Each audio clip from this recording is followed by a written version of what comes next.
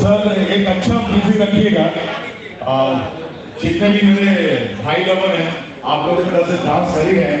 आपको नहीं लगता कि हमारे इस रूम में भी बहन और सिस्टर्स और बेटियां हैं सामने खाली कर देते। मैं सभी लेडीज से सभी भाई सभी बहनों से रिक्वेस्ट करूंगा, दीदी से रिक्वेस्ट करेंगे उन लोग प्लीज आए, प्लीज आप लोग आए, प्लीज आप लोग आए। और एक गाना उन लोगों के लिए होना चाहिए, ठीक है? आपके पसंद की गाना लगे प्लीज, आप सबसे रिक्वेस्ट है, आप सबसे प्लीज आप लोग आगे। जितने भी भाभी सिस्टर्स दीदी हैं हम लोग सबसे रिक्वेस्ट है कि लोग प्लीज खाए, क्योंकि उनका हम पहले बनता है, हम लोग भूल चुके हैं, ठीक है? ये पूरा मंच आपका है, पूरा मंच आपका है।